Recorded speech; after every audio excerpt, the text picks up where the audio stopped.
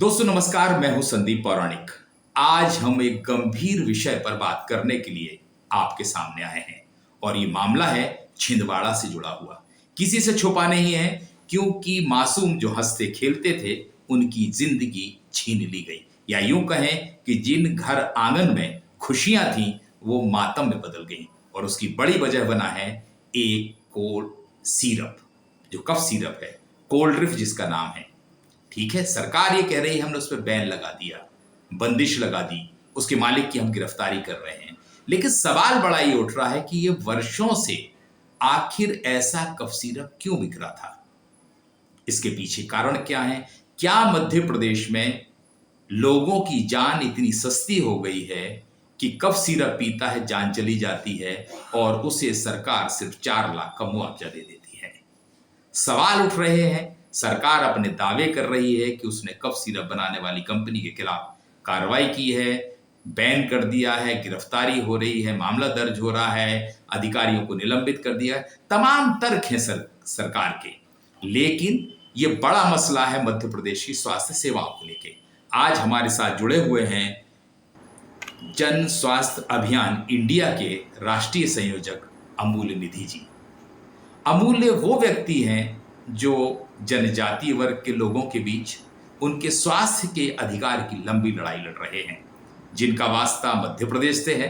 वे जानते हैं कि अमूल्य निधि किस तरह से लोगों की स्वास्थ्य सेवाएं दिलाने के लिए सरकार की जन विरोधी नीतियों के खिलाफ किस तरह से लड़ाई लड़ रहे हैं। वो आज हमारे साथ जुड़े हुए हैं। आइए हम उन्हीं से समझते हैं कि वाकई में मध्य प्रदेश की स्वास्थ्य सेवाओं का क्या हाल है। अमूल्य जी, आपका स्वागत है।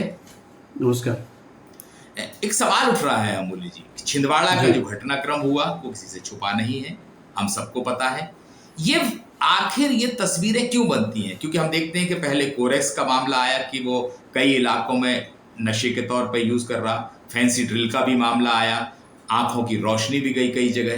क्या है ये स्थितियां वाकई में मध्य प्रदेश की जो आपको लगती हैं? देखिए, मध्य प्रदेश की अगर स्वास्थ्य की स्थिति देखें मोटे तौर पे, तो मतलब अभी भी मध्य प्रदेश में देखिए मातृ मृत्यु दर, शिशु मृत्यु दर, ये जो स्वास्थ्य के इंडिकेटर्स है बड़े ही चैलेंज हैं। और अभी भी जो है देश में सबसे बुरी स्थिति है। अगर आप कुपोषण की स्थिति देखें, खाद्य सुरक्षा की स्थिति देखें, तो उसमें काफ़ी मध्य प्रदेश बुरा है, जो इंडिकेटर्स है मोटे तौर पे।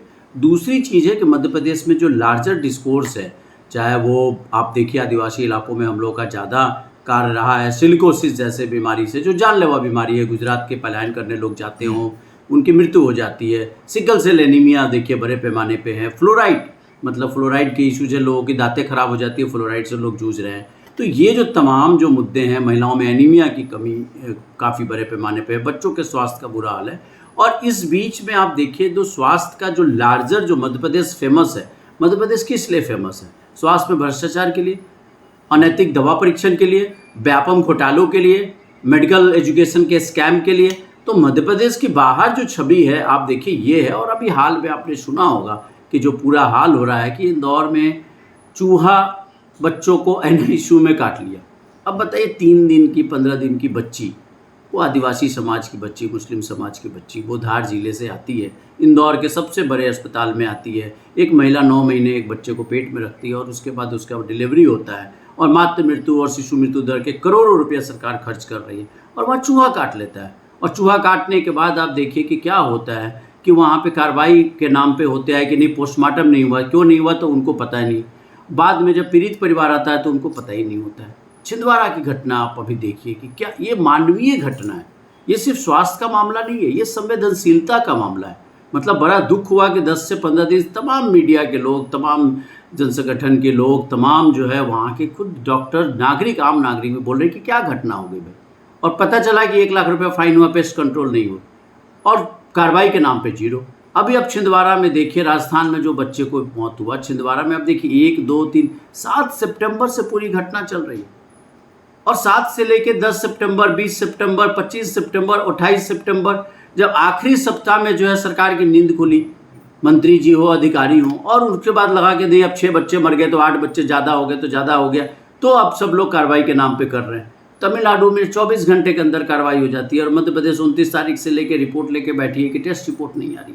तो ये हाल बहुत ही स्थिति है और मानवीय हाल है कि इंसानों की क्या बच्चों की कोई कीमत नहीं है। तो एक ये सवाल और स्थिति है। जी।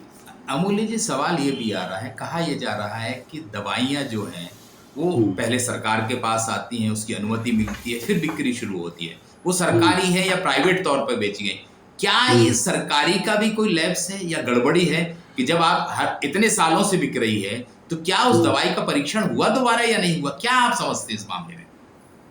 देखिए, मामला ये है कि कोई भी व्यक्ति मध्य प्रदेश का किसी अस्पताल में गया, ठीक है, निजी अस्पताल में गया, बाद में वो सरकारी अस्पताल में गया, जिला अस्पताल छिंदवाड़ा में भी गया, कोई व्यक्ति गया और वहाँ जाने के बाद उसको इलाज मिली, कोई चिट्ठी लिखी गई और बाहर से स्टोर से दवाई लिया, कहीं से भी दवाई लिया, दवाई तो उसने मध्य प्रदेश में लिया। कोई भी दवाई, चाहे वो इलाज हो या दवाई हो, अस्पताल में जब होगी और डॉक्टर ने पर्ची लिखेगा तो वो दवाई जो लिया, तो दवाई ऐसे तो नहीं बन गई, क्योंकि दवाइयों का एक प्रक्रिया होता है। कोई भी दवाई किसी जगह पे अगर परमिशन होकर अगर मैन्युफैक्चर होती है तो CDSCO जो होते हैं, central drug standard control organisation, वो उसकी परमिशन देती है। परमिशन देने के बाद उनको जो है बेसिकली उन पे पूरी होने के बाद उनको मैन्युफैक्चरिंग स्टैंडिंग टेस्टिंग प्रोटोकॉल होता है, STP, जिसके अंतर्गत उनको मैन्युफैक्चर की क्वालिटी की सर्टिफिकेट देनी पड़ती है।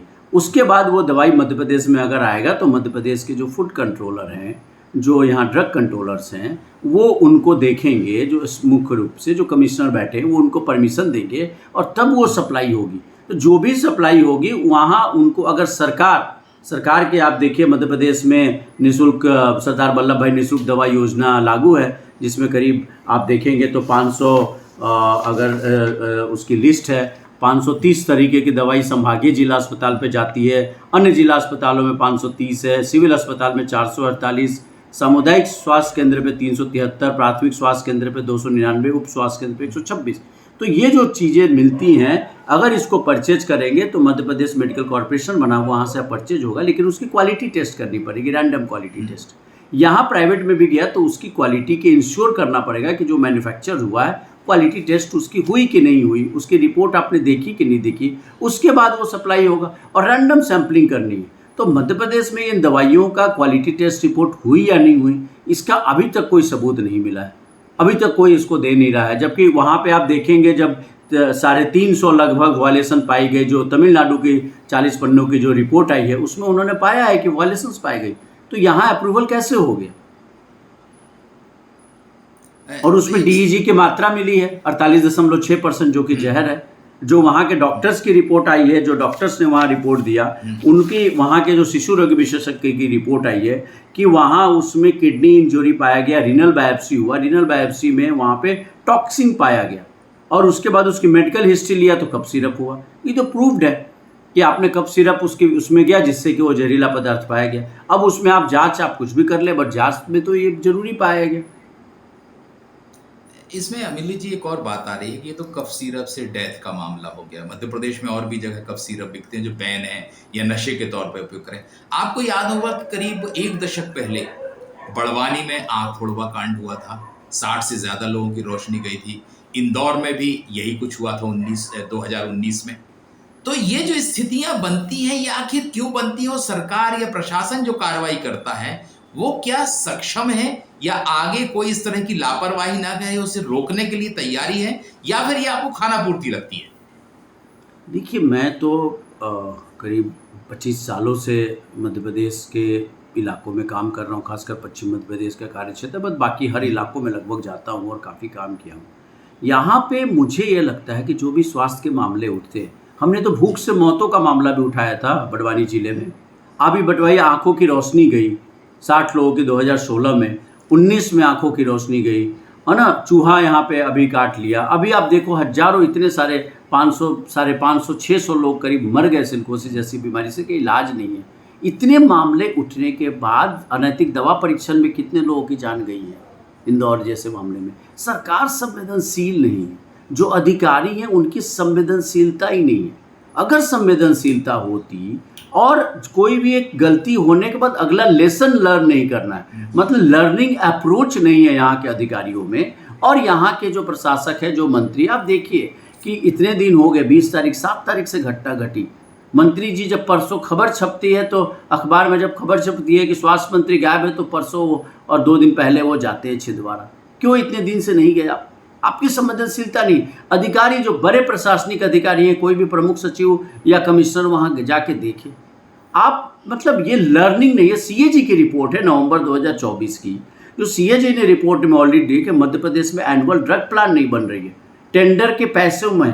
तो एक तो भ्रष्टाचार बड़े पैमाने पे व्याप्त है, स्वास्थ्य विभाग में आप देख लीजिए बड़े पैमाने पे। अधिकारियों को अगर आप कोई सजेशन देने जाए, और जो यहाँ लोग काम कर, आज तक बताइए कि सब लोग यहाँ तैयार हैं कभी भी मल्टी स्टेक होल्डर्स के साथ बैठ, आप किनके साथ मीटिंग कर रहे हो? बाहर के एक्सपर्ट बुला के आप मीटिंग कर रहे हो। यहाँ पे मातृत्व मृत्यु और शिशु मृत्यु क्यों नहीं कम हो रही है?